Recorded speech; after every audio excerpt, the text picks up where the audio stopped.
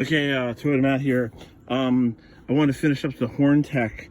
The horns really didn't work in the Ghost, so I got the new 60 steering wheel and the 62 and all that because I like to be a little mixed up. But I want to show you it's daylight out, so we're going to pop the hood and JIS yellow, and I want to show you the horn tech I did. I did this like last Thursday. So here's what I did. Okay, it doesn't really want to show. Okay, so over here, I took the original connector and I spliced it coming off the hots, and it feeds another horn. That's an NOS Denso diaphragm horn. That's FJ55 horn with the spades. That right there is a FJ62 NOS horn. Both tone diaphragm horns. This is a low pitch. This is a high pitch. Now these over here, a little hard to see, hopefully. Oh, there we go.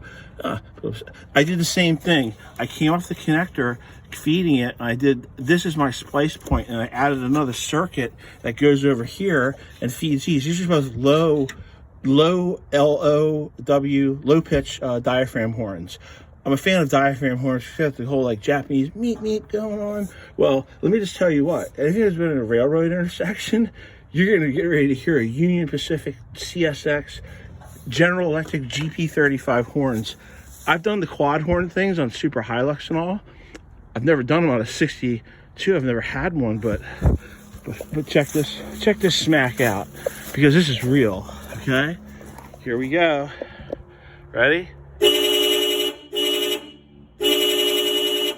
That is how you set up a Land Cruiser for get the blank out of my way. If someone's gonna hit you at an intersection and you know harm your Land Cruiser, you lay on all quad horns, and that's the way to go. So if anyone wants some tech on some quad horns, it doesn't fall into the usual top secret skunkworks category, so I'll be happy to explain how to do it.